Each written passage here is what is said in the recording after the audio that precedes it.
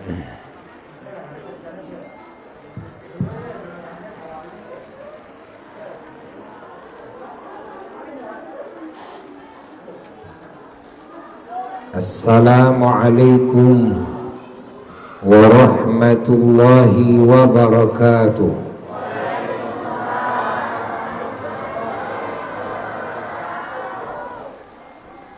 Alhamdulillahi rabbil alamin,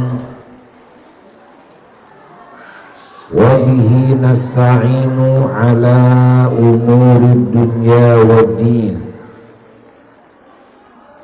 Wa afdalus salati wa atammut taslim ala sayyidil awwalina wal akhirin, rahmatillahi lil alamin wa syafa'atihi jalla wa ala lil khalqi ajma'in, insani ainil wujud wassabab fi kulli mawjud, sahibil liwa'il ma'qud wal hawdil mawrud wal maqamil mahmud wa imamir ruk'is sujud,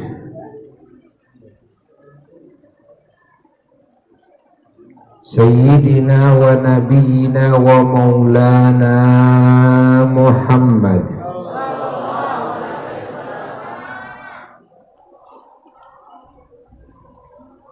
sayyidi kulli walidin wa sayyidi kulli maulud wa ala alihi wa ashabihi wa azwajihi wa dhurriyyatihi wa tubba'ihim bi ihsanin ila yaumi liqa'ih, amma ba'du.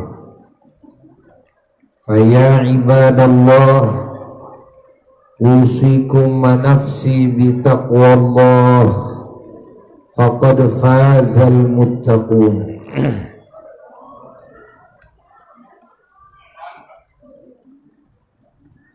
Para jamaah dan juga segenap umat Islam dimanapun berada, rahimakumullah. Alhamdulillah, di malam hari ini kita semua oleh Allah dikumpulkan di majelis yang terhubung. Seluruh makna-makna kumpulan ini, majlis ini kepada Allah, terhubung pula kepada Rasulullah sallallahu alaihi wa alihi wasallam.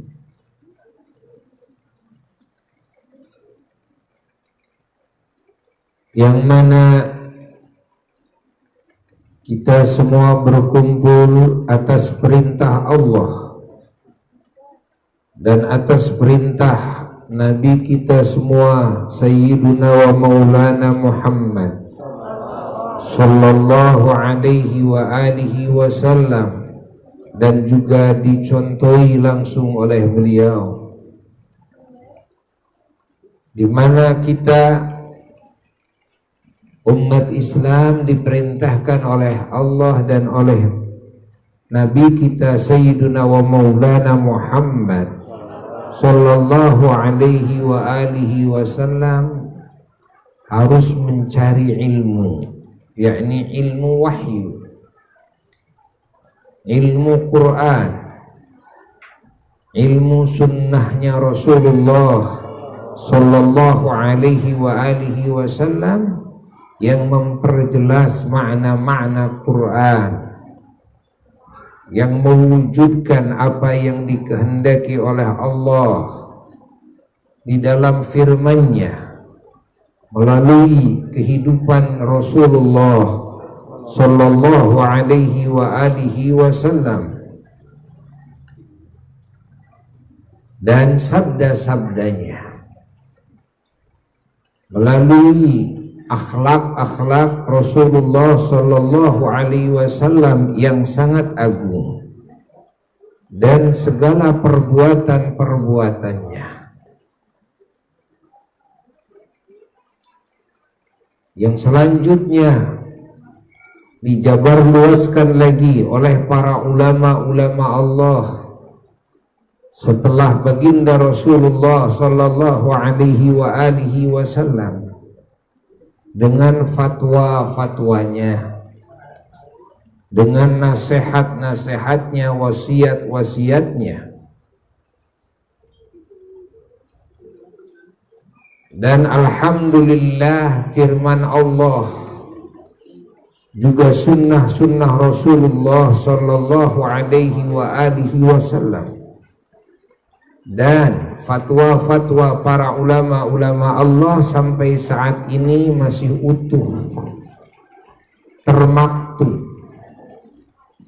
dan masih utuh di dada-dada para ulama-ulama Allah, terjaga, sehingga tidak ada satupun masa terkecuali di sana Allah hadirkan ulama-ulamanya yang di dadanya penuh dengan ilmu Allah, ilmu Quran, penuh dengan sunnah-sunnah Rasulullah Sallallahu Alaihi Wasallam, dan penuh dengan fatwa-fatwa ulama Allah dan nasihat-nasihat ulama Allah, sehingga umat Rasulullah Sallallahu Alaihi Wasallam di setiap masa terjaga agamanya, terjaga akidahnya, terjaga juga akhlaknya, terjaga niatnya, terjaga amaliyah-amaliyahnya, terjaga ucapan-ucapannya, sampai kepada hari yang ditentukan. Islam akan selalu hadir. Bahkan sudah diisyaratkan oleh Rasulullah Sallallahu Alaihi Wasallam bahwa Islam di akhir akan kembali kepada kejayaannya, seperti kejayaan Islam di masa Rasulullah Sallallahu Alaihi Wasallam dan masa para sahabat-sahabatnya, masa para tabi'in dan masa para tabi'it tabi'in. Bahkan Islam menyebar luas ke seluruh penjuru dunia setelah masa tabi'it tabi'in, sehingga hadir cahaya Islam di berbagai negara di muka bumi ini. Dan kita wajib bersyukur kepada Allah karena kita berada di suatu negara yang sangat besar sekali dan jumlah penduduknya sangat banyak sekali, yang mana cahaya Islam di Indonesia ini menjadi mayoritas terbesar dibanding dengan negara-negara lain di muka bumi. Maka kita umat Islam di Indonesia wajib bersyukur kepada Allah. Dan masuknya Islam ke Indonesia di mana saat itu bangsa Indonesia bisa disebut 99,9% mereka tidak beragama Islam, mereka tidak mengenal Allah, mereka tidak mengenal Kangjeng Nabi Muhammad Sallallahu Alaihi Wasallam, mereka tidak mengenal Al-Quran dan Sunnah. Datanglah para wali-wali Allah ke Indonesia membawa ajaran Islam, namun dalam jumlah yang sangat kecil sekali.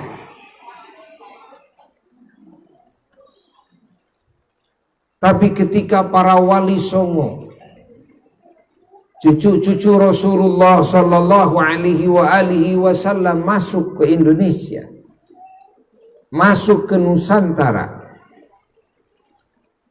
dengan sistem dakwah yang cantik, dakwah yang berasaskan rahmatan lil alamin, berasaskan kasih sayang.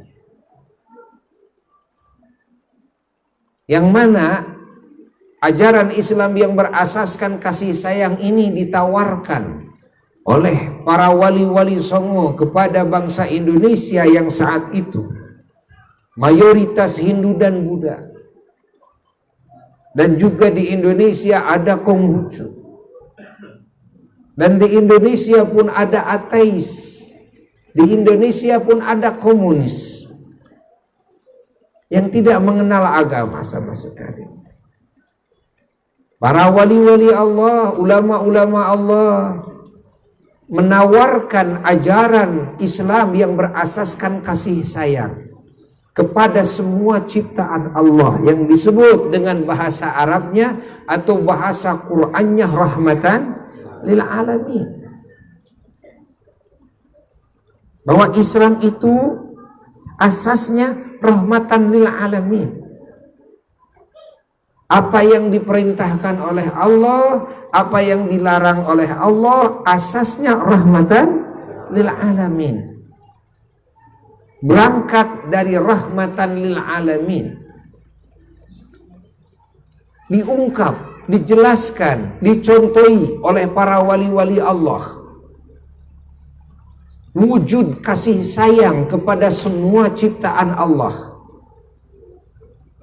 Bahwa Islam, ajaran Allah dan ajaran Nabi Muhammad SAW tidak berbicara kasih sayang hanya kepada sesama Muslim saja. Bahkan kasih sayangnya kepada Muslim dan kepada non-Muslim.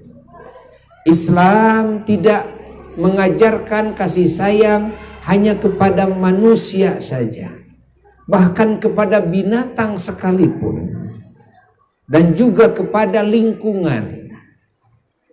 Kasih sayang ini bukan cuma kepada makhluk hidup, tapi kepada benda-benda mati sekalipun. Ajaran Allah ini ajaran kasih sayang.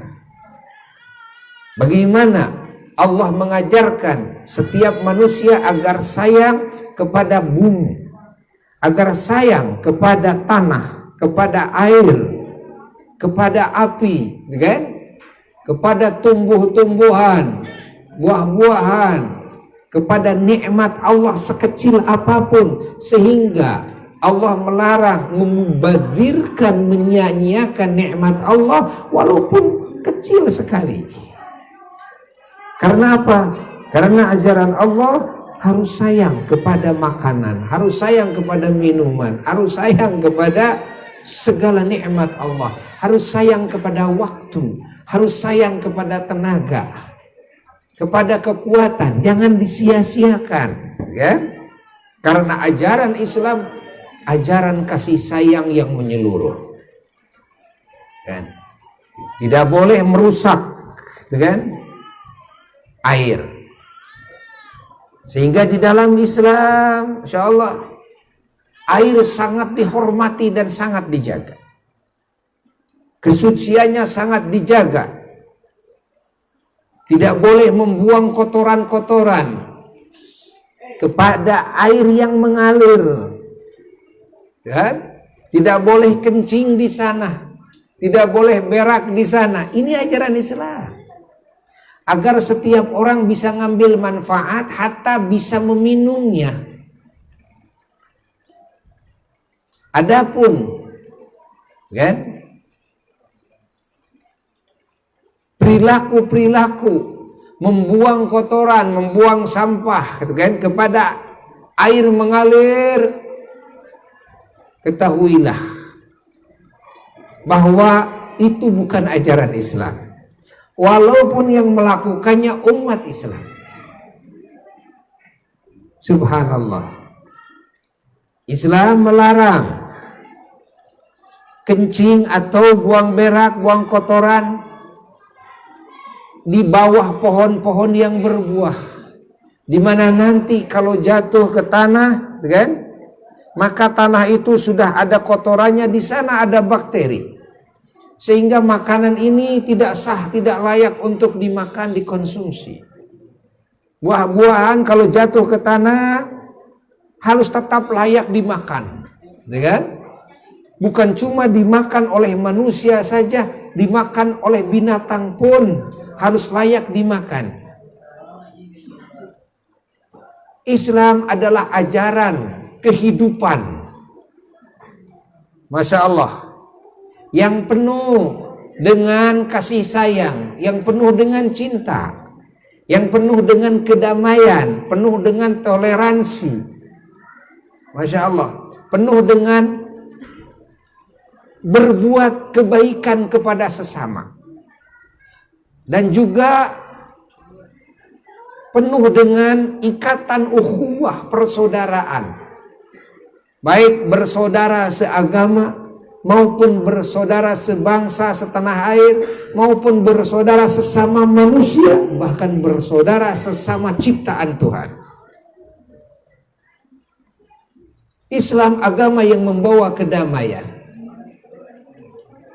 sehingga ajaran iman dan ajaran Islam, ajaran ihsan, sebagai 3 pokok ajaran yang diajarkan oleh Allah melalui wahyunya, yang diajarkan oleh Rasulullah Sallallahu Alaihi Wasallam melalui sunnahnya.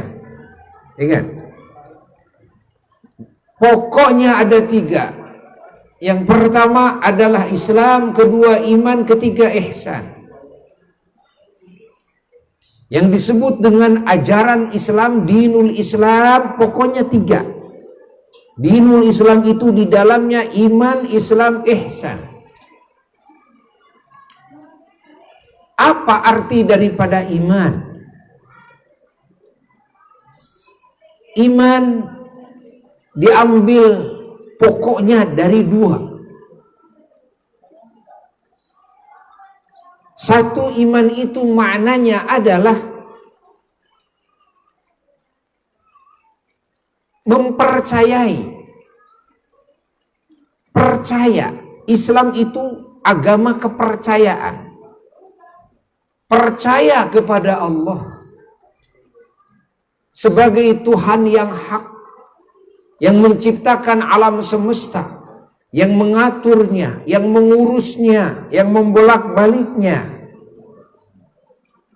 yang merajainya, yang memilikinya secara mutlak.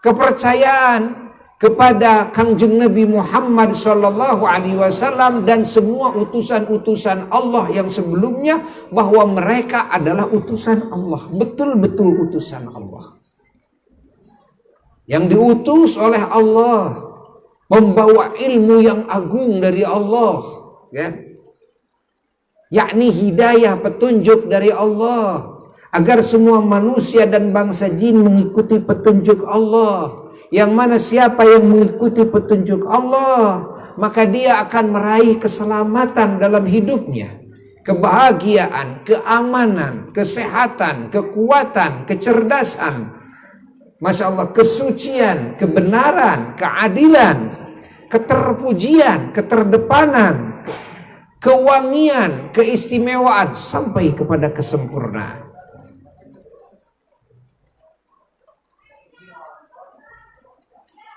Juga keimanan, kepercayaan kepada Al-Quran dan kepada semua kitab-kitab yang Allah turunkan, yang Allah wahyukan kepada semua utusan-utusannya.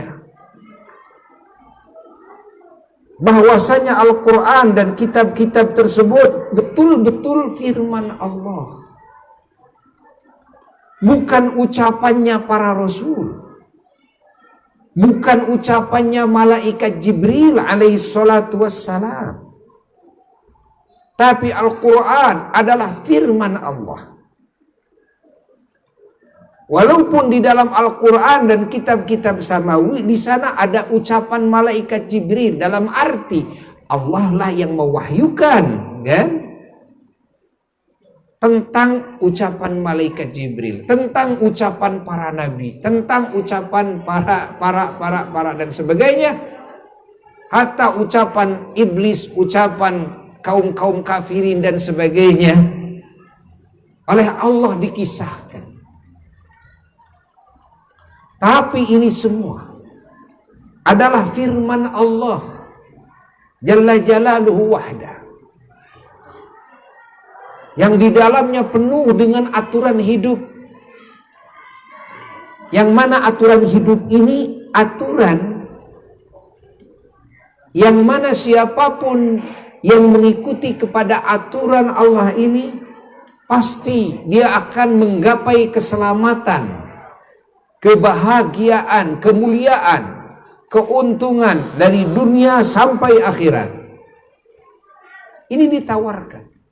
Dan iman ini adalah kepercayaan kepada malaikat-malaikat Allah, bahwa Allah Subhanahu wa ta'ala menciptakan, di antara ciptaannya adalah para malaikat Allah yang diciptakan oleh Allah dari bahan cahaya yang mulia, yang oleh Allah dikasih kemampuan untuk berwujud apa saja dan berwujud siapa saja, yang Allah Subhanahu wa ta'ala tidak menggolongkan kepada golongan laki-laki atau golongan perempuan. Dan Allah Subhanahu wa ta'ala tidak menciptakan syahwat, hawa nafsu di malaikat. Dan Allah Subhanahu wa ta'ala memberi kemampuan kepada para malaikatnya untuk tidak makan, tidak minum, tidak tidur, hatta ngantuk pun juga tidak. Dan seluruh malaikat Allah dijaga oleh Allah dari keberanian melakukan kesalahan-kesalahan yang menyimpang dengan aturan-aturan Allah Jalla Jalaluhu wahda. Para malaikat Allah oleh Allah Ta'ala dikasih hidayah yang sempurna, hingga para malaikat Allah tunduk dan sujud kepada Allah selama-lamanya, taat kepada aturan Allah selama-lamanya. Allah. Dan di antara para malaikat Allah ada 10 malaikat yang diwajibkan oleh Allah kepada semua hamba-hambanya yang beriman agar mengetahui nama-nama malaikat yang 10 itu,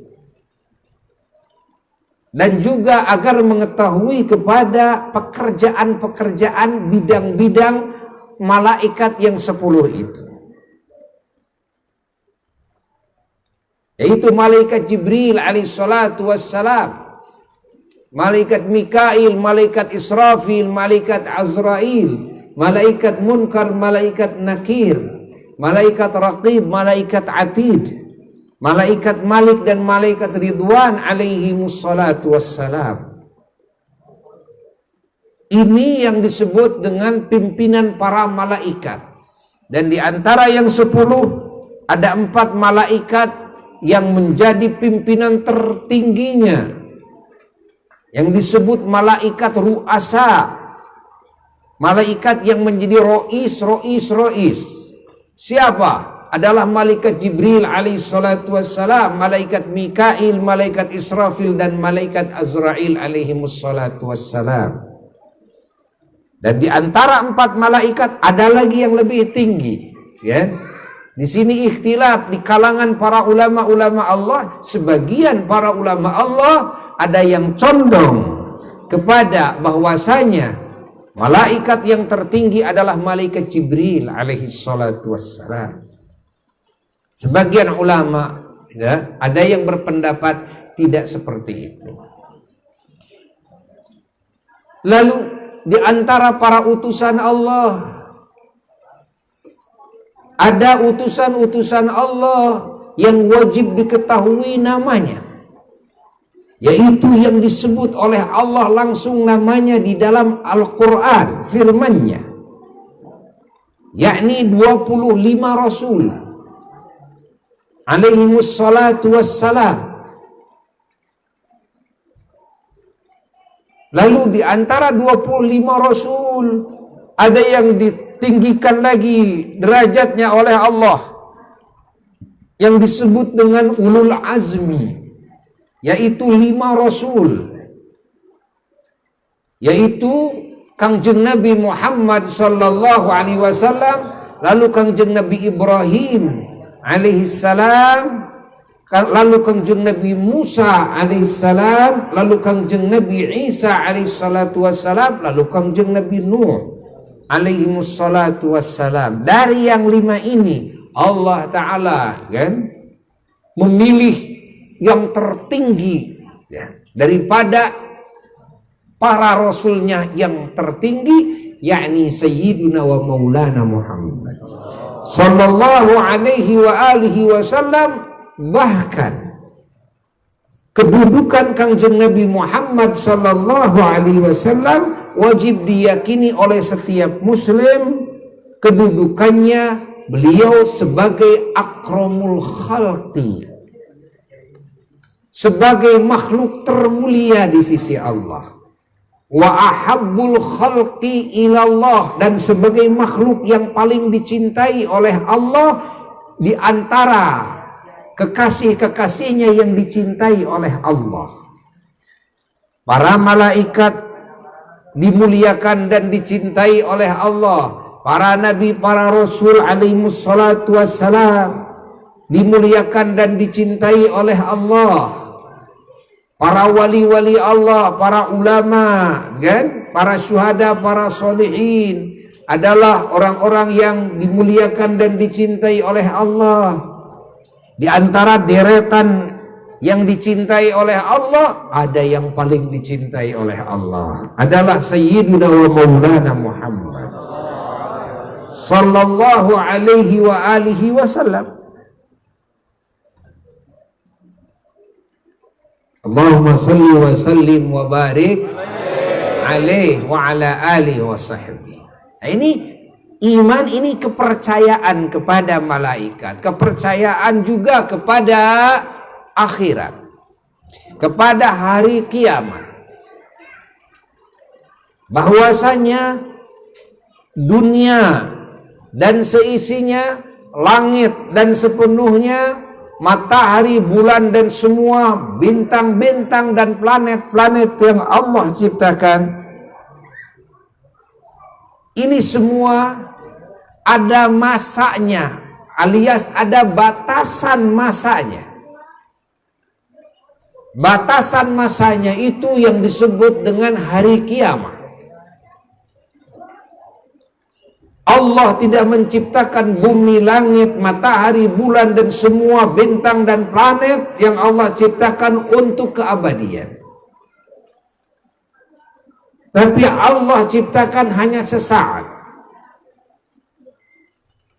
di mana nanti bakal Allah hadirkan suatu hari yang disebut dengan hari kiamat,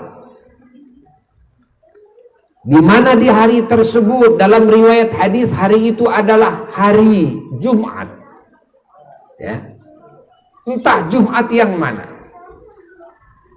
Dan di hari tersebut manusia yang ada di muka bumi tidak ada satupun yang beriman kepada Allah, tidak ada satupun yang tahu kepada nama Allah sekalipun.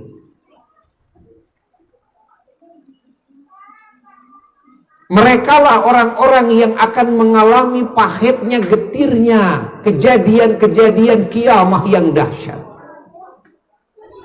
Di hari tersebut Allah guncang bumi dan Allah goncang langit. Di hari tersebut Allah tabrak-tabrakan semua planet-planet, semua bintang-bintang. Di hari tersebut bumi ini bukan meletus, tapi gunung-gunungnya yang berterbangan. Masya Allah. Di hari tersebut Bukan cuma manusia dan bangsa jin yang shock luar biasa, ketakutan yang tidak pernah terjadi, rasa takut seperti rasa takut di saat itu. Bahkan iblis pun yang begitu sakti dan begitu gagah, jika terjadi hari kiamat, dia malah yang paling takut. Karena dia tahu, dia sudah sampai kepada masanya di mana dia akan menjadi kayu bakarnya api neraka selamanya, dengan semua keturunannya sampai hari kiamat, bersama orang-orang dan bangsa jin yang tertipu oleh bujukannya daripada golongan orang-orang yang kafir, yang tidak beriman kepada Allah Jalla Jalaluhu wahda. Dan iblis dan bangsa setan harus menanggung berlipat-lipat siksaannya, karena dialah yang menjadi biang keroknya. Manusia dan bangsa jin menjadi kufur kepada Allah, menjadi maksiat kepada Allah, ahli maksiat kepada Allah. Siapa dalangnya? Adalah bangsa setan. Maka Allah Subhanahu wa ta'ala sudah mewanti-wanti dan memberitahu kepada semua manusia dan bangsa jin bahwasanya musuh manusia dan bangsa jin yang sejati adalah setan. Musuh manusia dan bangsa jin yang paling pokok dan vokal adalah bangsa setan. Maka kepada bangsa setan harus mengibarkan bendera selama-lamanya, bendera permusuhan.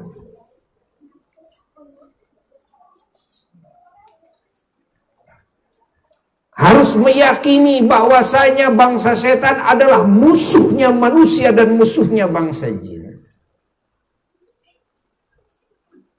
Harus selalu dicurigai segala langkah-langkahnya, segala taktik dan politiknya.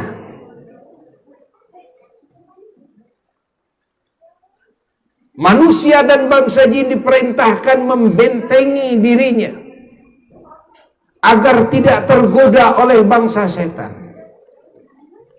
Dibekali oleh Allah, dibekali oleh Rasulullah sallallahu alaihi wasallam penjagaan-penjagaannya. Namun sayangnya manusia tidak mau mengamalkan benteng-benteng tersebut hingga bangsa setan bebas menggodanya.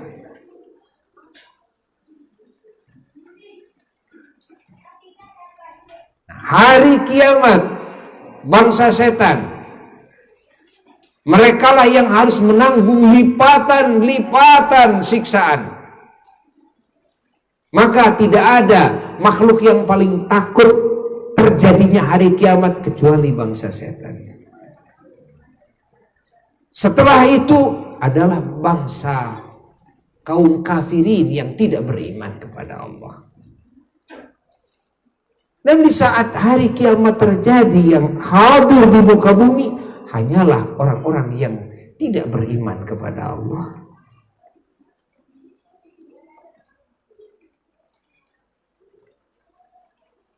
Di hari kiamat bumi disalin oleh Allah, langit runtuh, disirnakan oleh Allah.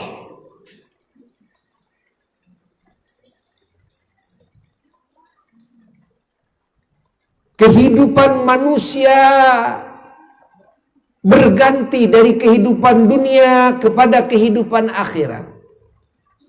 Orang-orang yang sudah mati, yang berada dalam kehidupan alam kubur, maka di hari kiamat dipinsankan oleh Allah.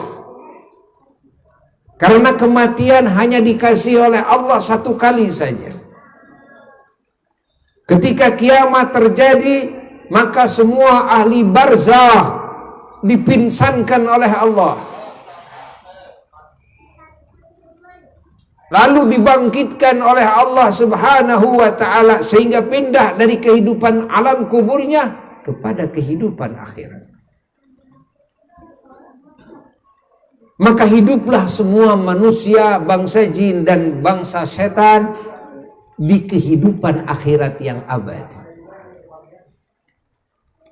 Kehidupan akhirat dari mulai proses kiamah, ya, merupakan kehidupan proses pemeriksaan. Ketika manusia dibangkitkan dari alam barzakh, ketika kiamat terjadi, maka kehidupan manusia, kehidupan bangsa jin masuk kepada fase kehidupan pemeriksaan yang lamanya beribu-ribu tahun. Masya Allah. Diperiksa oleh Allah segala yang Allah berikan kepada setiap manusia dan bangsa jin. Diperiksa oleh Allah seluruh penggunaan nikmat yang Allah berikan, yang Allah titipkan kepada manusia dan bangsa jin. Hatta kesehatannya, kemudaannya, kecerdasannya, kekuatannya, jabatannya, sampai kepada kehidupannya di dunia dipertanyakan semua oleh Allah. Rumah tangganya dipertanyakan oleh Allah. Seluruh tanggung jawabnya dan kewajibannya dan hak-haknya dipertanyakan oleh Allah. Kewajiban-kewajiban kita sebagai suami dan kewajiban-kewajiban kita sebagai istri. Kewajiban-kewajiban kita sebagai orang tua terhadap anak-anak kita, dan kewajiban-kewajiban kita sebagai anak terhadap orang tua kita. Kewajiban-kewajiban kita sebagai pemimpin rakyat terhadap rakyat kita, dan kewajiban-kewajiban kita sebagai rakyat terhadap pemimpin kita. Diperiksa, ya diperiksa. Seluruh hubungan kita dengan Allah diperiksa oleh Allah. Ibadah kita, sholat kita diperiksa oleh Allah. Bahkan yang paling dulu diperiksa dalam hubungan antara kita dengan Allah adalah sholat.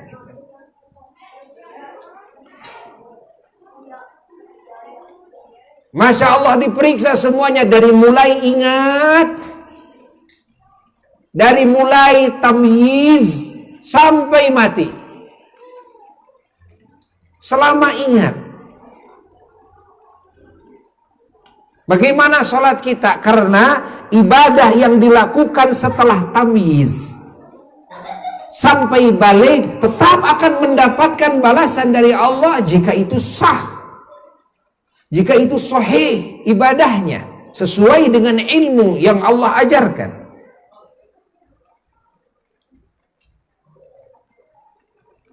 Maka akan diperiksa semuanya. Terutama ibadah-ibadah dari mulai balik, akil balik, sampai mati kita. Yang wajib-wajibnya diperiksa, yang sunnah-sunnahnya diperiksa. Ya, lalu diperiksa alam hati kita, diperiksa pekerjaan badan kita dan ucapan lisan kita, dan penggunaan seluruh anggota badan kita diperiksa oleh Allah. Dari sisi maksiatnya diperiksa. Sudah melakukan maksiat apa hati kepada Allah? Sudah melakukan maksiat apa badan ini kepada Allah? Sudah melakukan maksiat apa seluruh anggota badan ini? Mulut, mata, telinga, semuanya sampai farji, tangan, kaki diperiksa oleh Allah. Pemeriksaan ini bukan 1 hari 2 hari, tapi puluhan ribu tahun.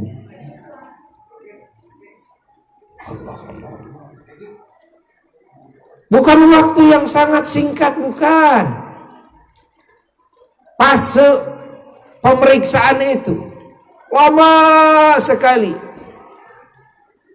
Manusia dan bangsa jin ketakutan di sana kebanyakannya. Sedikit yang merasakan aman. Sedikit yang merasakan aman. Kebanyakannya hari itu ketakutan. Dan kebanyakannya hari itu adalah hari-hari bersedih. Dan hari itu adalah hari-hari kaduhung, penyesalan. Yang mana semua yakin penyesalan itu tidak berguna. Jadi ribuan tahun itu semua manusia dihinggapi rasa takut, dihinggapi rasa sedih, dihinggapi rasa khawatir, dihinggapi stres. Ingat, itu dalam kehidupannya setelah kiamat. Fahami? Hanya sedikit sekali yang dikasih ketenangan, la khaufun alaihim walahum yahzanun. Mereka adalah para nabi-nabi Allah dan para rasulnya Allah alaihimussalatu wassalam. Mereka adalah para wali-wali Allah dan orang-orang yang soleh, orang-orang yang takwa, orang-orang yang menjaga jiwanya dan raganya dari melakukan pelanggaran-pelanggaran, dari melakukan apa-apa yang dilarang oleh Allah, yang jiwa raganya ditaatkan kepada aturan Allah, hawa nafsunya ditundukkan kepada aturan Allah. Juga andai kata mereka melakukan maksiat kepada Allah, mereka langsung bertobat kepada Allah. Mereka membersihkan kembali jiwanya, raganya dari maksiatnya, dari kemunkarannya, sehingga Allah mengampuni dosa-dosanya sebelum matinya. Nah, orang-orang seperti ini adalah orang-orang yang mereka mendapatkan keamanan dari Allah. Mereka mendapatkan ketenangan dari Allah. Dan mereka dikumpulkannya berbeda tempatnya dengan orang-orang yang kafir, dengan orang-orang yang ahli maksiat.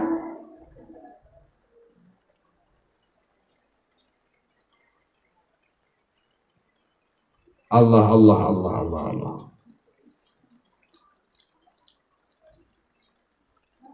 Jadi fase setelah kiamat terjadi, ribuan tahun, puluhan ribuan tahun adalah fase pemeriksaan. Diperiksa semua. Harta-harta kita diperiksa semua, nikmat sedikit pun diperiksa oleh Allah. Kita punya apa diperiksa oleh Allah.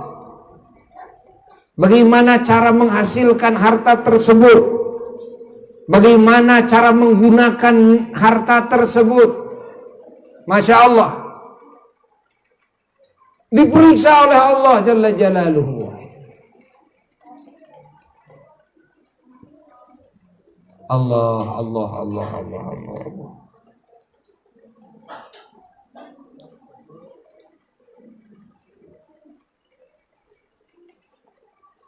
Lalu di alam akhirat, kehidupan manusia setelah puluhan ribu pemeriksaan, maka sampai kepada fase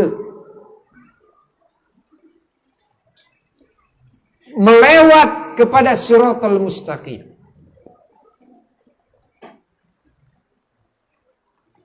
Itu fase melewat kepada Shiratal Mustaqim bukan 1 hari 2 hari, tapi ribuan tahun. Menurut sebagian riwayat yang masyhur, 3.000 tahun. Menurut riwayat lain sampai lebih daripada itu.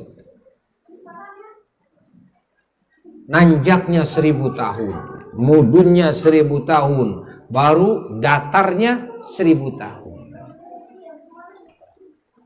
Bukan sedikit, bukan sebentar, bukan. Fase lewat itu. Subhanallah. Fase yang sangat menggetirkan. Karena apa? Karena fase lewat itu adalah fase penentuan. Imma kakinya selamat dari terpleset ke jurang api neraka. Semoga kita termasuk kelompok ini. Sehingga bisa sampai ke pintu gerbang surga. Ketika telapak kaki sudah berpijak ke pintu gerbang surga, maka hilanglah semua stres. Karena semua permasalahan hilang semuanya. Selama telapak kaki belum berpijak ke pintu gerbang surga, permasalahan hidup masih tetap ada. Yang manusia menganggap permasalahan hidup di dunia itu sangat rumit, padahal sesungguhnya jika masuk ke kehidupan alam barzakh akan semakin rumit. Jika masuk ke kehidupan akhirat setelah kiamat akan semakin rumit lagi. Di mana permasalahan yang paling rumit? Ketika melintasi siratal mustaqim. Karena ketika melintasi siratal mustaqim, di sana penentuan. Di sana penentuan. Paham? Imma masuk ke surga, wa imma terpeleset, na'udzubillahi min dzalik, terjun ke jurang api neraka. Na'udzubillahi min dzalik, semoga kita diselamatkan dari api nerakanya Allah. Dari segala bencana pada hari akhirat kelak. Allah. Di alam akhirat terakhir fase kehidupan manusia dan bangsa jin adalah imma surga. Semoga kita menjadi ahlinya. Abadi dalam kehidupan surga sudah, kan? Tidak ada lagi kematian di sana dan tidak ada lagi permasalahan di sana. Tidak ada lagi rasa takut dan rasa sedih, cemas, galau, stres, tidak ada. Tidak ada rasa sakit, tidak ada rasa capek, lemah, tidak ada. Tidak ada rasa pusing, tidak ada di surga. Karena permasalahannya semuanya dicabut. Segalanya nikmat. Apa yang dibayangkan jadi nikmat. Apa yang dilihat, didengar, dicium, dirasa, Masya Allah, dimakan, diminum, disentuh, segalanya nikmat. Yang didengar sekalipun suaranya, segalanya adalah kenikmatan. Tidak ada satu hal sekalipun, satu keadaan di alam surga terkecuali semuanya adalah nikmat. Segala keinginan hawa nafsu syahwat manusia oleh Allah diumbar sekeinginannya di surga, tiada batas. Maka kejaran hamba-hamba Allah bukan kenikmatan surga. Masa depan orang-orang yang beriman bukan kehidupan dunia. Dalam kehidupan dunia tidak ada masa depannya sedikit pun. Tapi masa depan orang-orang beriman adalah surga.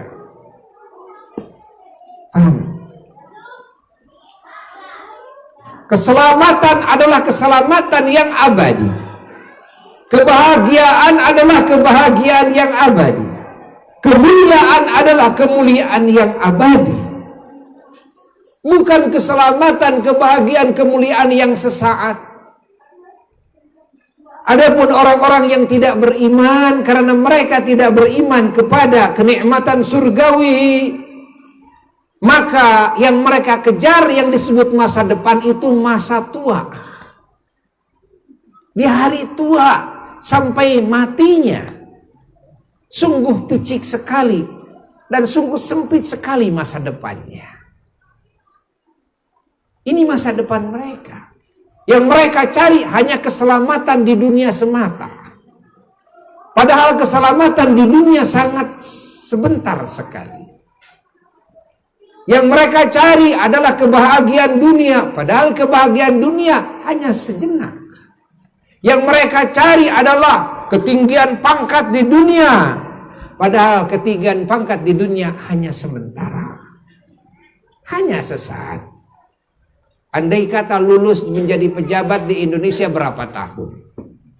5 tahun. 5 tahun itu lama atau sebentar? Sebentar 5 tahun itu. Tapi proses sekolahnya bisa puluhan tahun menghabiskan umur. Masya Allah. Mengkaji ilmu politik, belajar ilmu politik dan sebagainya. Oh, itu bisa puluhan tahun. Capek sekali. Ujung-ujungnya jadilah pejabat. Ya, berapa tahun? 5 tahun. Itu kalau lulus mulus. Berapa banyak sebelum 5 tahun sudah dipanggil oleh Allah? Kan? Berapa banyak sebelum 5 tahun sudah dimakzulkan oleh rakyat? Fahami oleh kita. Jangan mencari masa depan di dunia. Allah menawarkan lewat Rasulullah SAW kepada manusia dan bangsa jin agar semua manusia dan bangsa jin memiliki masa depan yang gemilang dan abadi. Di mana? Di surga. Maka kita semuanya melakukan sholat untuk itu, melakukan saum Ramadan untuk itu. Kita mengeluarkan zakat untuk itu. Kita melaksanakan haji dan umrah untuk itu. Pahami? Kita beriman untuk itu. Kita memeluk Islam untuk itu. Kita bersilaturahmi untuk itu. Kita membaca Quran, baca sholawat, berzikir, bertasbih. Untuk itu kita bersedekah, berjariah, kan? Berbuat kebaikan kepada sesama makhluk Allah. Untuk itu, untuk masa depan yang gemilang. Kalau setiap muslim berpikir dengan kuat pikirannya kepada hal ini, maka mereka akan semangat dalam ibadahnya, dalam hidupnya yang sebentar di dunia. Mencari ilmu, ya, capek, puyeng, sabar. Tidak akan lama hidup di dunia. Sebentar lagi kita akan hidup di surga yang abadi. Waduh, sholat, apalagi bangun sholat malam, sholat subuh, sulit sekali. Berangkat ke masjid, berjamaah di masjid, waduh, tuh, sangat berat sekali. Sedekah jariah, apalagi besar-besar jariahnya, sangat berat sekali. Berangkat haji ke sana, puluhan juta, bisa ratusan juta keluar, berat sekali. Nah, sabar. Tidak akan lama. Kita menutup aurat, kan? Sewaktu-waktu, karena menutup aurat kan sewaktu-waktu, kan? Sewaktu-waktu. Saat-saat tertentu di mana kita harus menutup aurat. Dan kita merasa berat, tapi ketika kita ingat, kan, ke sorga, maka berat ini akan hilang. Rasa berat ini akan hilang. Kita akan bisa sabar melakukan perintah Allah. Kita akan bisa sabar menjauhi larangan Allah. Ketika kita melihat masa depan yang gemilang. Kapan itu masa depan yang gemilang? Dimulai dari kematian kita. Karena kematian bagi orang-orang yang beriman dan yang bertakwa adalah titik awal masa gemilang. Karena orang-orang yang beriman dan beramal soleh ketika mati lalu masuk ke dalam kehidupan barzakh, Allah sediakan dengan warna-warni nikmat di alam barzakh. Ya. Yang mana kenikmatan yang Allah suguhkan di alam barzakh jauh lebih istimewa ketimbang kenikmatan yang Allah suguhkan dalam kehidupannya di dunia. Ternyata kenikmatan yang Allah suguhkan di alam barzakh kan tidak 1% dari kenikmatan surga. Allah. Maka di sini perlu sabarlah, gak akan lama hidup kita.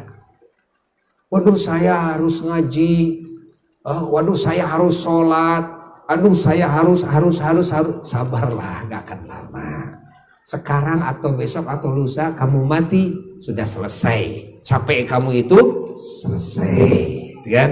Dan kamu menggapai masa depan yang gemilang, kan? Yang telah kamu investkan waktu hidup kamu di dunia sebentar itu, yang sejenak itu, kan?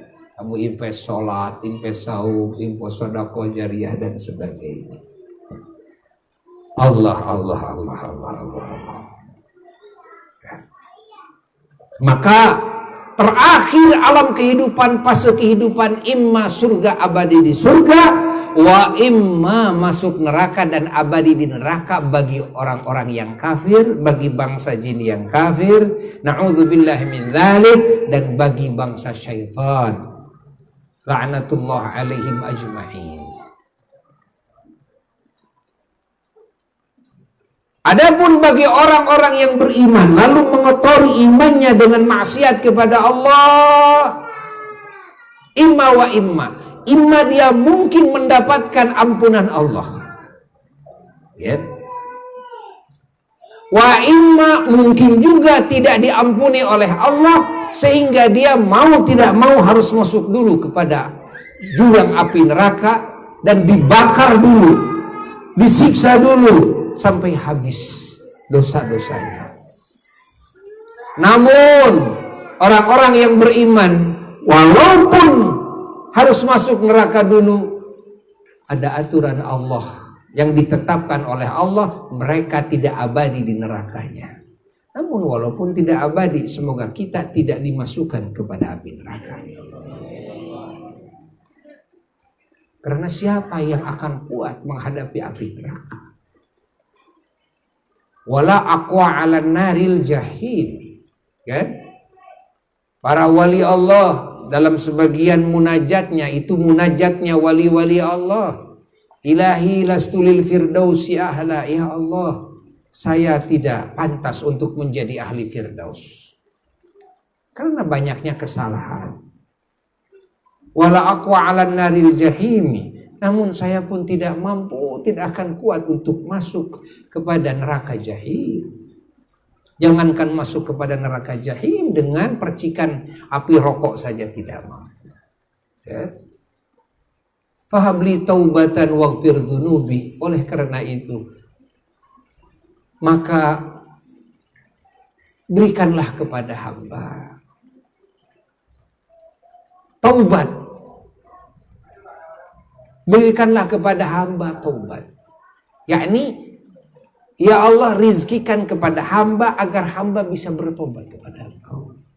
Karena orang yang bertobat kepada Allah, walaupun sudah melakukan deretan dosa-dosa besar yang tiada hitungannya, tapi sebelum rohnya sampai kepada tenggorokannya, dia bertobat dulu kepada Allah, menyesali semua kesalahan, menangis kepada Allah, meminta ampunan kepada Allah, berjanji tidak akan melakukan lagi. Pahami oleh kita. Andai kata ada yang berhubungan dengan sesama makhluk, minta maaf juga ditambah kepada orang yang berhubungan tersebut, yang bersangkutan tersebut. Kalau ada hak-hak yang berupa harta, maka dia kembalikan kepada pemiliknya. Minta maaf kepada orang yang pernah dizalimi. Nah, kalau dia sudah bertobat seperti itu, maka Allah berjanji akan menerima taubatnya. Artinya Allah akan mengampuni semua dosa-dosa hambanya.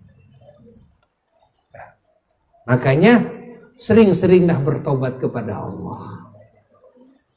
Kalau sholat duha, tambahin dengan sholat taubat 2 rakaat. Kalau sholat tahajud, tambahin dengan sholat taubat 2 rakaat. Ya, karena kita adalah makhluk yang sering terpleset. Apalagi hati. Ya, lisan saja, lisan sering terpleset. Sulit menjaga lisan, menjaga mulut dari menceritakan aib orang. Ya kan? Sering terpleset. Mata ini sulit terjaga dari melihat hal-hal yang memang diharamkan oleh Allah melihat. Sangat sulit menjaga telinga dari mendengar suara-suara yang diharamkan didengarnya.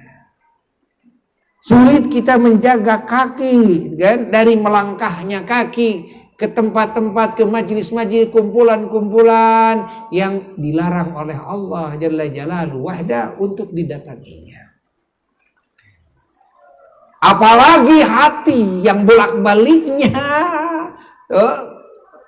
sangat cepat sekali. Disebutnya juga qalbu.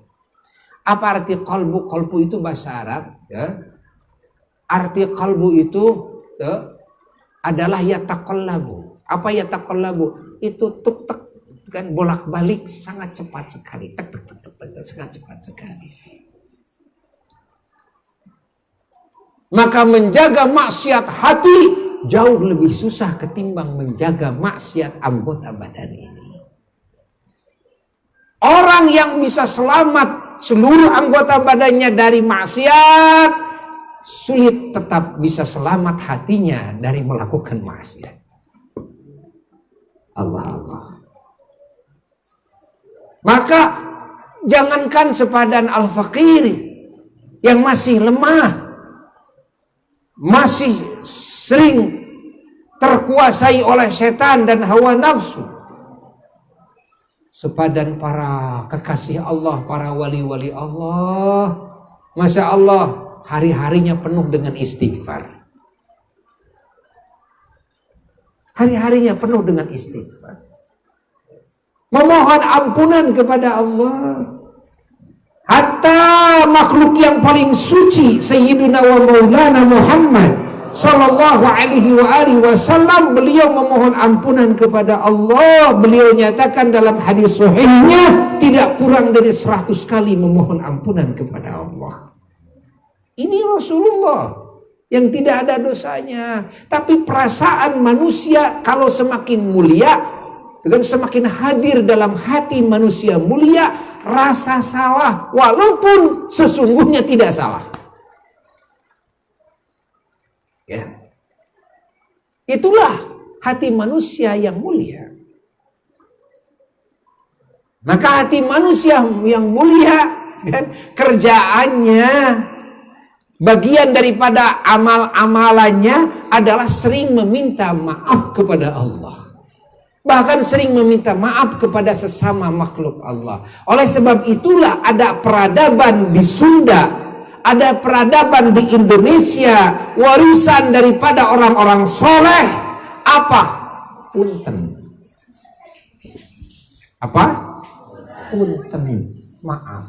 Lewat punten. Kan? Minta maaf dulu. Padahal salah apa? Itu didikan akhlak yang mulia. Meminta maaf di saat tidak salah. Bukan sesuatu yang istimewa kalau meminta maaf di saat salah.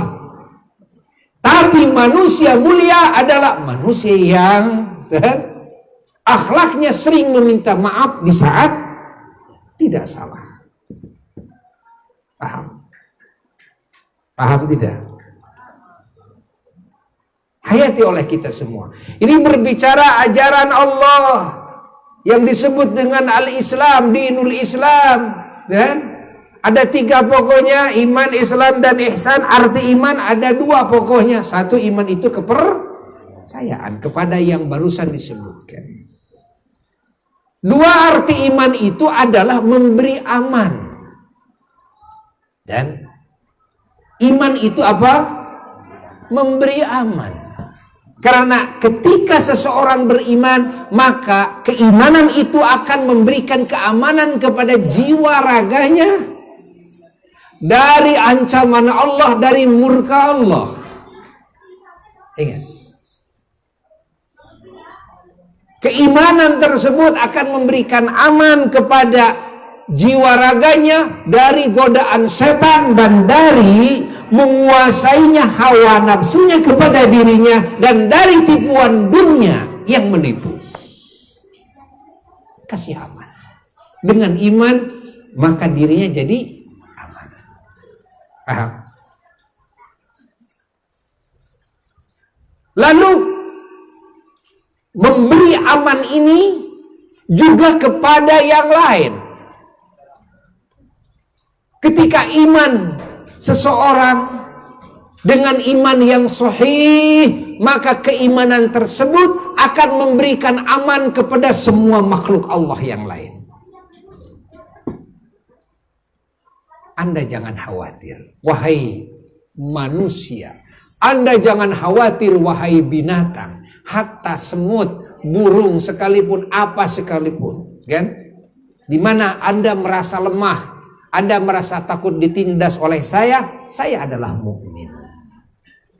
Keimanan saya memberikan aman kepada diri saya, dan keimanan saya memberikan aman kepada semua makhluk Allah. Jangan takut. Jangan khawatir harta kalian diambil oleh saya. Jangan khawatir kehormatan kalian juga dirusak oleh saya.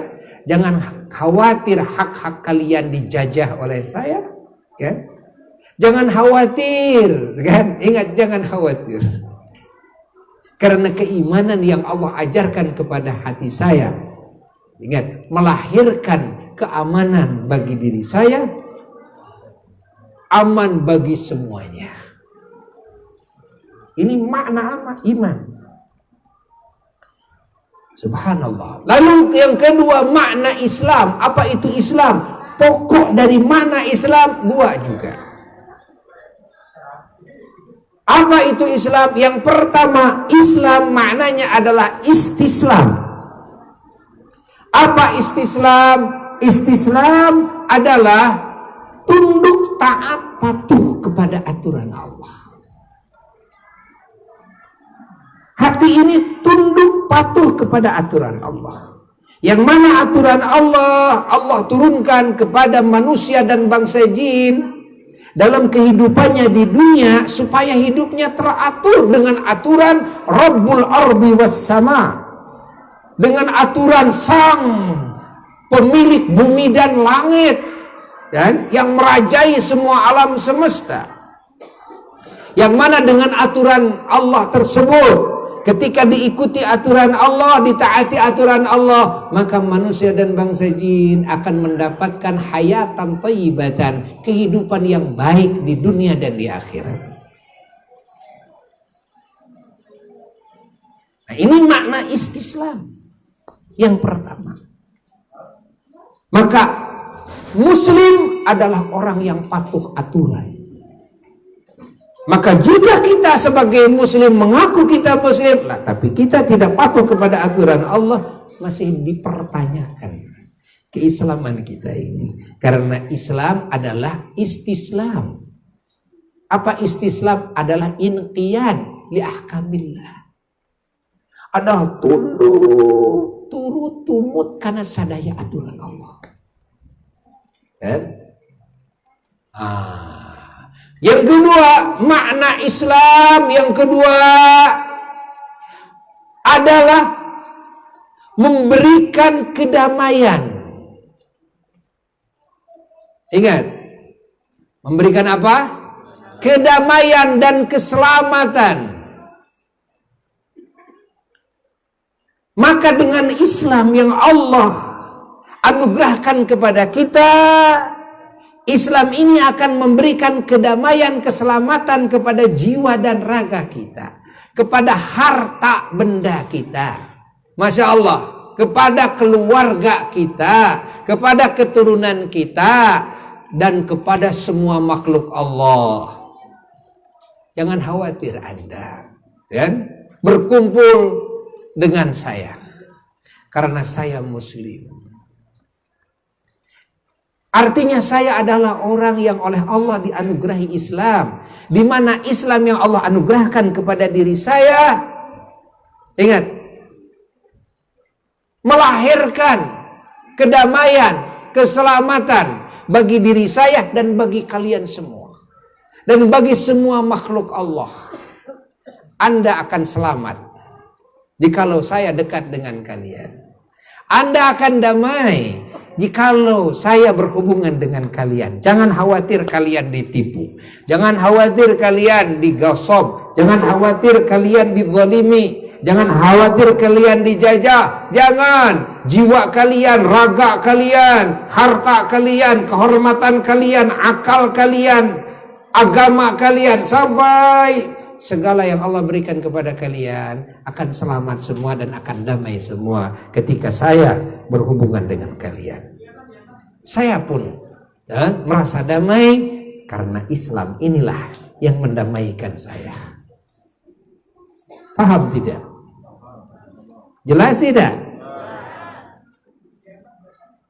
Kalau kita mengaku muslim tapi ketika kita berhubungan dengan orang lain, dengan saudara saja, lalu mereka merasa tersakiti oleh kita karena perkataan kita, karena sikap-sikap kita, karena perbuatan kita, kan?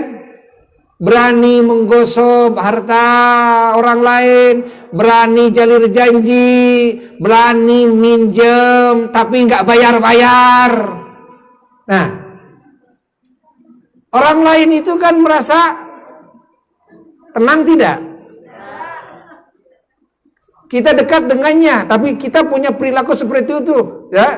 Orang lain akan tenang enggak? Tidak. Tidak akan tenang. Dia merasa tidak selamat nih. Harta saya diinjem mana itu lui, kan? Nginjem gampang, hari mayar, ya. Masya Allah. Pahami oleh kita. Anda jangan khawatir punya kesalahan lalu diungkap oleh saya, lalu diceritakan oleh saya kepada yang lain. Jangan khawatir, karena Islam yang mengajarkan saya, kan? Mengajarkan keselamatan.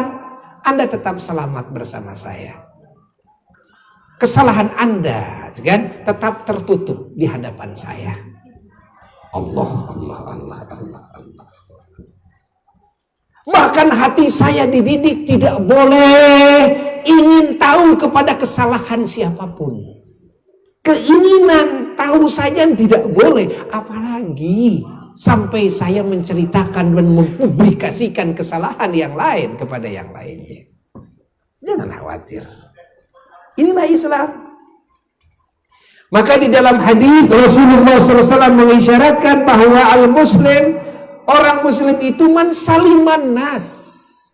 Dalam sebagian riwayat, kan, man saliman nas pakai kalimat an-nas, adalah orang yang mana semua manusia selamat min lisanihi wa yadih, dari keburukan lisannya dan keburukan tangannya, yakni perbuatannya.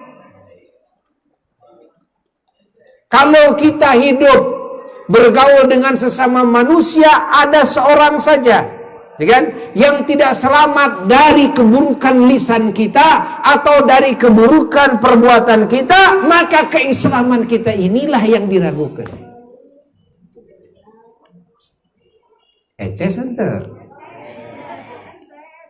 jentre. Nah. Jadi Islam itu jelas-jelas agung. Ya, mana mungkin Islam bisa disebut teroris? Mana mungkin Islam bisa disebut pembunuh? Hasud saja di dalam hati dilarang oleh Islam. Suudzon saja di dalam hati dilarang oleh Islam. Takabur, merasa saya lebih tinggi dari yang lain, dilarang oleh Islam. Subhanallah. Bagaimana mungkin saya bisa merampas harta Anda, sementara dalam hati saja saya dilarang oleh Islam. Bagaimana mungkin saya kan menceritakan aib Anda?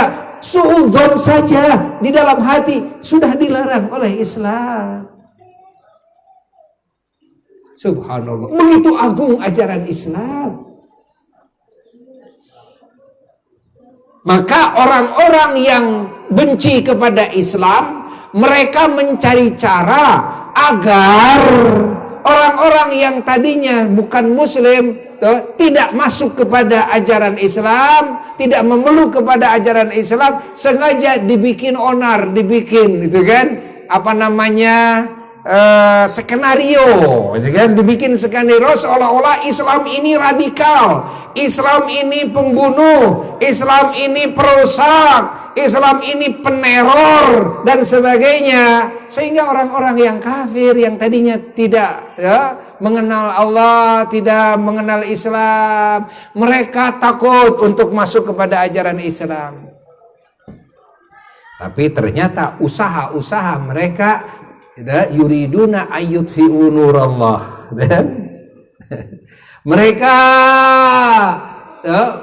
Mereka berharap akan mematikan, memadamkan cahaya Allah.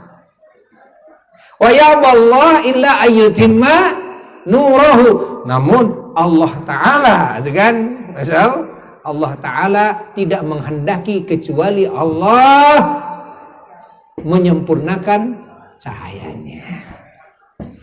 Sehingga dengan cara-cara apapun malah orang yang tadinya tidak mengenal Islam jadi penasaran, bener ya enggak Islam ini begitu begini dan sebagainya.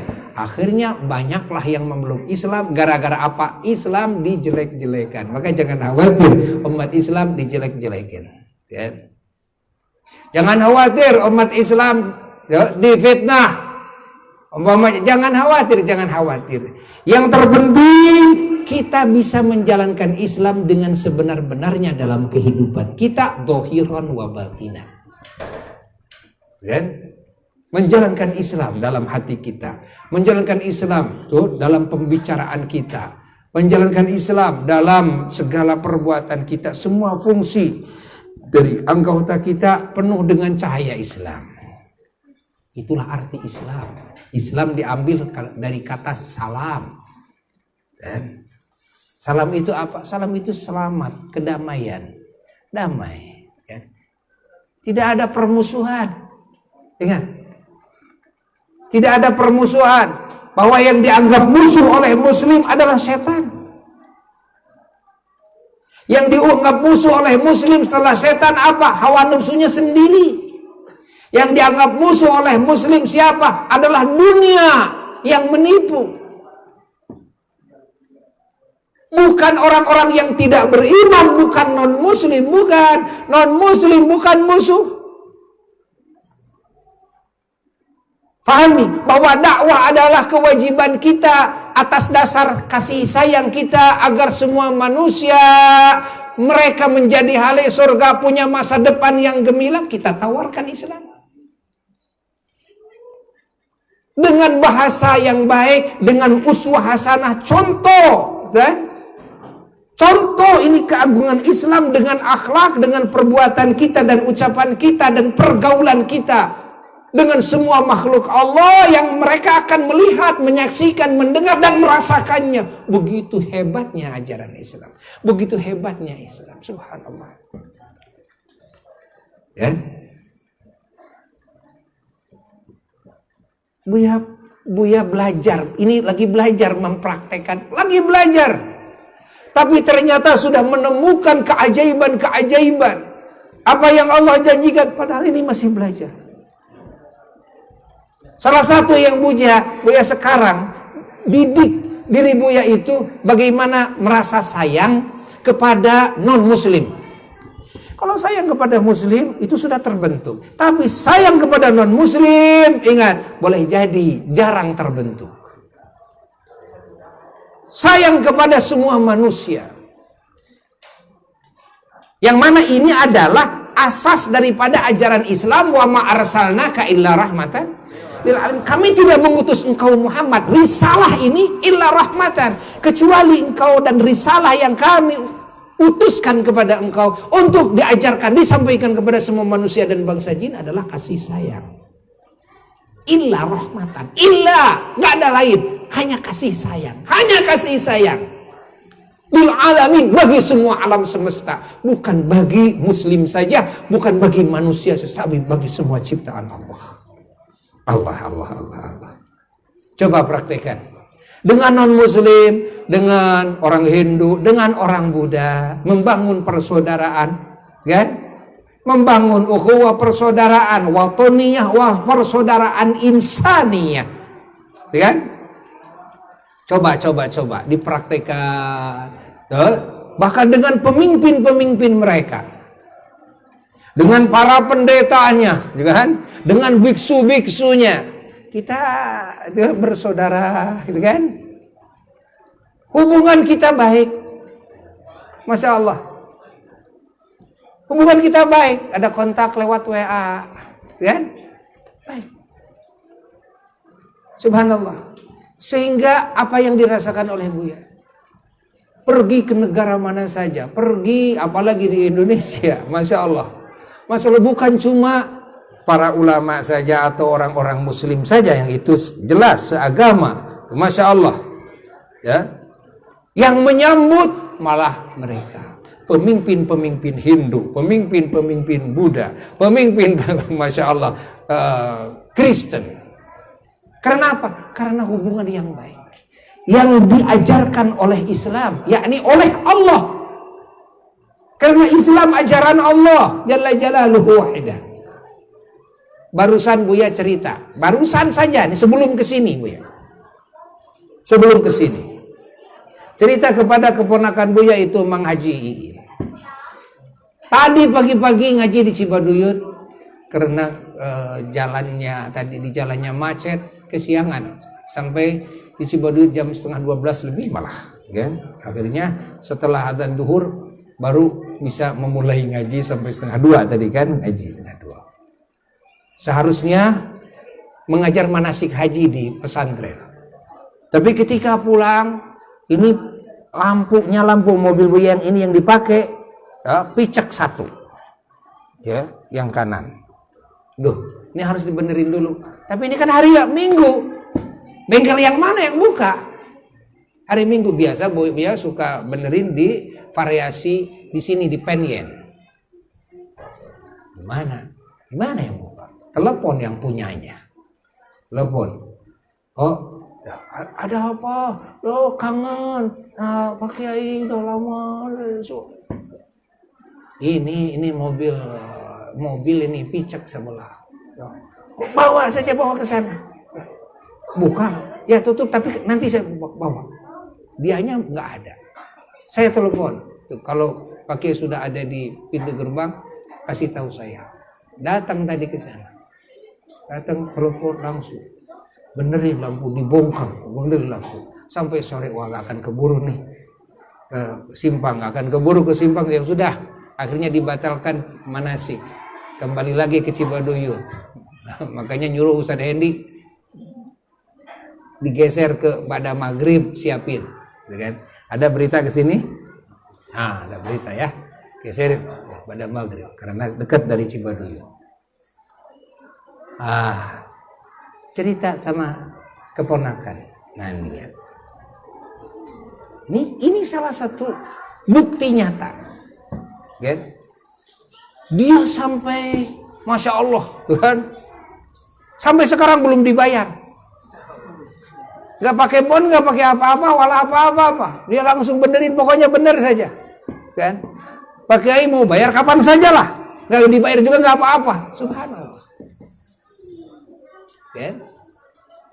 Ini salah satu bukti bahwa ketika ajaran Islam diterapkan,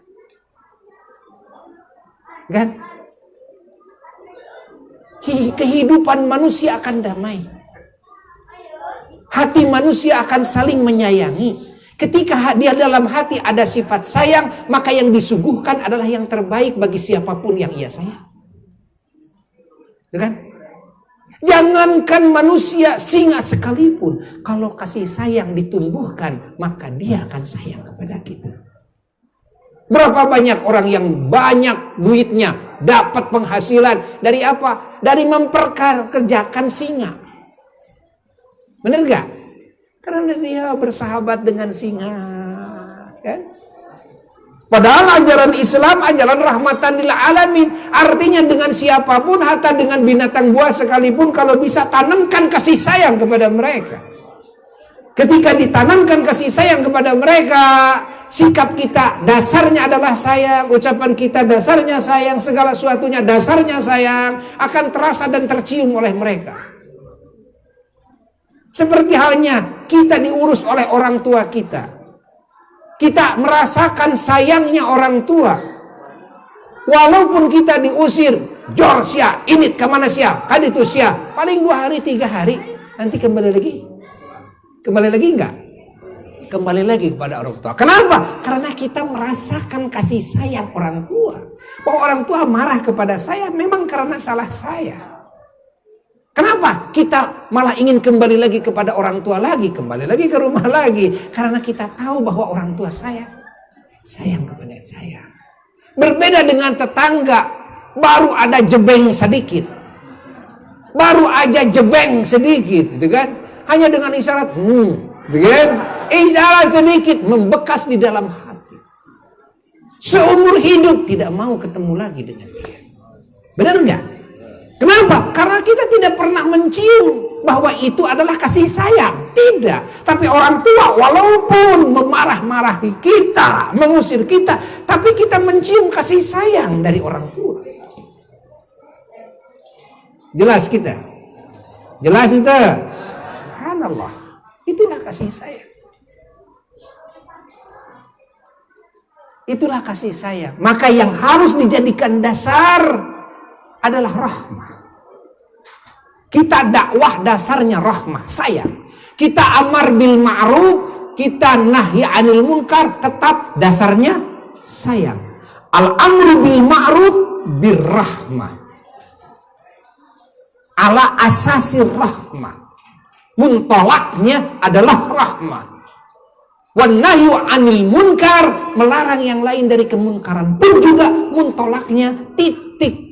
Kan? Titik asalnya apa? Rahmah, sayang. Berangkatnya dari apa? Dari sayang. Beda. Yang berangkatnya dari marah walaupun senyum, dengan berangkatnya dari sayang walaupun marah dohirnya. Beda. Allah. Ini makna Islam yang kedua. Yang ketiga, ihsan. Apa itu ihsan? Ihsan adalah berbuat kebaikan. Dan ihsan, apa makna ihsan? Makna ihsan pun juga 2. Yang pertama, ihsan adalah memperbagus. Dari kata hasan, artinya berbuat kebagusan di dalam pengabdian kepada Allah. Diperbagus hubungan hati dengan Allah. Diperbagus akhlak dengan Allah. Diperbagus ibadah kita kepada Allah. Salat kita diperbagus dohirnya batinnya. Tidak sembarangan sholat, tidak sembarangan saum, tidak sembarangan haji dan sebagainya, tidak sembarangan baca Quran, tidak sembarangan mengucapkan dzikir, tahlil, tasbih, tahmid dan sebagainya. Lah, tapi bil ihsan apa? Dengan berbuat sebaik mungkin.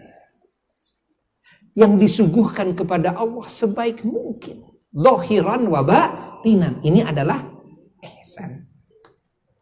Seperti kita jadi tukang mebel, gitu kan? Kita jadi tukang mebel. Jika kita hasil mebel kita ini pingin laku tinggi, ya, pingin diminati, dicintai oleh banyak orang, maka berbeda dengan produk yang asal-asalan. Kalau produk asal-asalan, walaupun bahan kayunya kayu jati, bikin lemari asal-asalan, tidak disuguh, kan? Tidak dihamplas, kan? Ukurannya juga tidak matching, apalagi sampai di variasi dan sebagainya. Coba. Kira-kira ini bahan kayu jati, kira-kira diminati banyak orang nggak? Walaupun bahannya kayu jati, bahan taira gaji, bahannya albasiyah, jadi kan? Tapi bagus dalam pengerjaannya, memakai ihsan, ya. Disuguhnya bagus, amplasnya bagus, ukurannya matching, modelnya indah, fungsinya Masya Allah banyak, subhanallah, variasinya juga banyak. Inilah mebel bil ihsan namanya, kan? Taira gaji jadi puluhan juta, kayu albasiyah puluhan juta. Suatu hari Buya beli kursi, harganya mahal sekali, tapi ternyata lama-kelamaan udah beberapa tahun kemudian rusak itu kursi. Begitu mau dibenahi, dibuka sama jamaah lagi, ada tukang kursi jamaah, dibuka, apa bahan di dalamnya? Albasiyah. Albasiyah. Oh, begitulah ibadah kepada Allah. Kalau ibadah bil ihsan dan ibadah yang tidak bil ihsan tidak akan sama dihargainya oleh Allah. Kenapa para wali Allah hanya dengan keretek hati? Maka datanglah jawaban Allah, karomah yang luar biasa, kan? Karena apa? Karena hubungan dengan Allahnya bil ihsan, kan? Paham tidak? Sehingga dihargai oleh Allahnya mahal. Kita ya Allah sudah sekian puluh ribu kali nepika jebleh. Padahal yang dipinta apa? Yang dipinta yang biasa-biasa saja lah. Punya hutang cuma sekian puluh juta, wajar-wajar saja, minta kepada Allah supaya lunas, ya kan? Bukan minta yang khawarik lil adat, bukan. Saya wiridan, sholat segala macam. Aduh, udah berpuluh-puluh hari, udah berbulan-bulan, tapi tidak dikabulkan oleh Allah, malah hutang semakin banyak. Tambah lagi ku salaki nu goreng adat, tambah lagi ku awewe pembajikan nu ngecebrek we gitu. Bikin bingung, tambah stres akhirnya. Padahal doa sering-sering, tahajud sering, baca waqiah sering, sholat duha sering. Kamu tadi kan walaupun bahannya kayu jati tapi tidak pakai apa? Ihsan. Kan? Akhlak hati dengan Allah tidak bil ihsan. Ihsan itu adab, ihsan itu akhlakul karimah. Dengan penuh ketelitian, itulah ihsan. Ini makna ihsan yang pertama. Makna ihsan yang kedua adalah ihsan berbuat hasan. Dan ihsan berbuat hasan. Berbuat hasan di dalam hubungan dengan sesama manusia. Berbuat hasan kepada dirinya sendiri. Ini ihsan, Masya Allah. Ini ajaran ihsan. Bahwa ajaran ihsan bukan cuma badan dan pakaian bersih semata dari najis, bukan, tapi juga rapih, tapi juga wangi, kan? Rapih, wangi kan enak dipandang, enak nggak? Coba lo ketemu dengan orang yang compang-camping, yang kusut, bau lagi, seneng nggak? Berdekatannya seneng nggak? Nggak seneng.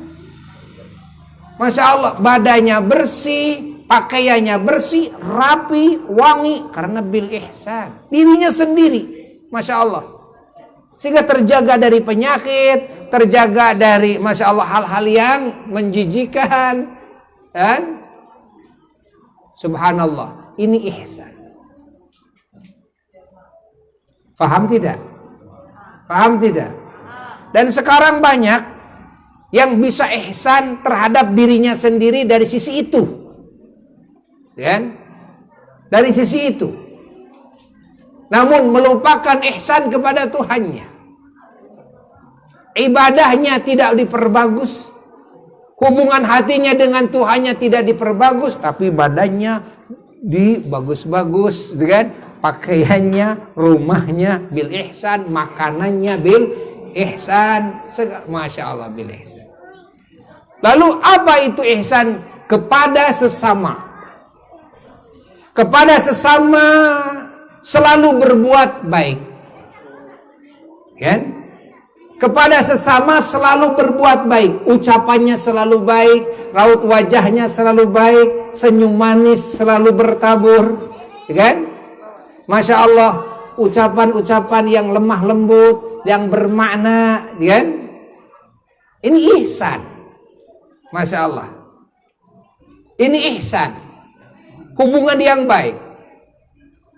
Sering membantu yang lain dengan tenaga, dengan harta. Masya Allah. Punya harta lebih, sering membagi saudaranya, sering membagi tetangganya. Masya Allah. Ya. Subhanallah. Kalau saudaranya, tetangganya, kan, mau ada hajatan atau apa, dia membantu, hatta dengan tenaganya ikut membantu. Ini ihsan. Ihsan dengan sesama. Selalu doanya doa kebaikan, bukan sumpah serapah, laknat, bukan doa celaka dan keburukan kepada yang lain. Walaupun digolimi oleh yang lain, dia selalu sabar. Ya. Dia jalin ukhuwah, dia jalin silaturahmi. Ini ihsan dengan sesama. Ini makna ihsan. Dan yang tiga ini semuanya adalah ajaran Sayyiduna wa Maulana Muhammad Sallallahu Alaihi Wasallam, yang kelahirannya sekarang oleh keluarga besar Masjid Al-Huda diperingati saat ini. Inilah ajaran siapa? Sayyiduna wa Maulana Muhammad Sallallahu Alaihi Wasallam, al-uswatul uzma fil iman wal islami wal ihsan. Suri teladan teragung dalam keimanan dan Islam dan ihsan. Nah, Buya tidak membahas tentang hal-hal yang berhubungan dengan cerita maulid. Insya Allah ini untuk pembahasan para mubalik-mubalik yang setelahnya. Konon katanya ada 2 mubalik lagi yang akan berbicara. Buya sengaja mendahulukan karena ya Buya mau terus ke simpang lagi. Ya. Nah, bagian Buya sekarang sampai di situ dulu pembicaraan. Ya, mudah-mudahan kalimat ini manfaat dan barokah bagi yang ngomongnya dan bagi yang mendengarkan.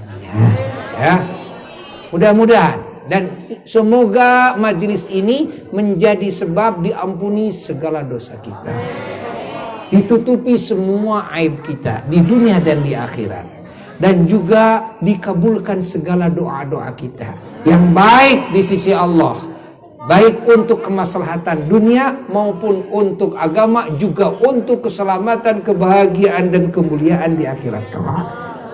Semoga semuanya dipanjangkan umur dengan penuh hidayah dan taufik dari Allah, dengan penuh rizki, penuh nikmat dari Allah, dengan penuh anugerah, penuh kebahagiaan dari Allah, dengan penuh penjagaan dan jaminan dari Allah. Terutama iman Islam semua ditetapkan dan disempurnakan oleh Allah sampai martabat ihsan, sampai kesempurnaannya. Dan di waktu mati semoga kita semuanya dimatikan di saat sempurna iman Islam ihsan kita semua. Ini namanya husnul khotimah yang paling tinggi nilainya, pangkatnya, dan semoga mendapat syafaat dari baginda Rasulullah Sallallahu Alaihi Wasallam dan kita dimasukkan ke surga Firdaus A'la tanpa dihisab, tanpa didahului dengan azab, dengan segala bencana dan keburukan, segala hal yang menakutkan, mengkhawatirkan dan menyedihkan. sekecil apapun dengan syafaat Sayyiduna wa Maulana Muhammad sallallahu alaihi wa alihi wasallam. Wa ila hadratin Nabi sallallahu alaihi wasallam. Al-Fatihah. Bismillahirrahmanirrahim. Maliki yaumiddin. Kana alaikum siratal mustaqim. Siratal ladzina an'amta alaihim ghairil maghdubi alaihim waladdallin. Rabbil amin. Sekian yang bisa Buya sampaikan. Mohon maaf dari segala kekurangan. Mohon tidak salaman, ya. Ya, mohon tidak salaman dan selalu kita menjalankan protokol kesehatan, pakai masker, banyak cuci tangan, apalagi muslim banyak berwudu yang benar, mandi, ya kan? Dan juga jaga jarak, tambah banyak berdoa, banyak istighfar, kan? Jadi M-nya banyak, bukan 3M, kan? Bukan 3M saja, tapi memperbanyak istighfar, kan? Paham tidak? Nah, memperbanyak berdoa, memperbanyak amal soleh, menjaga diri dari melakukan maksiat. Jadi berapa M tuh? Baru bisa selamat total itu mah, bukan dari COVID saja, tapi dari segala ancaman Allah di dunia dan di akhirat. Sekian, wassalamualaikum warahmatullahi wabarakatuh.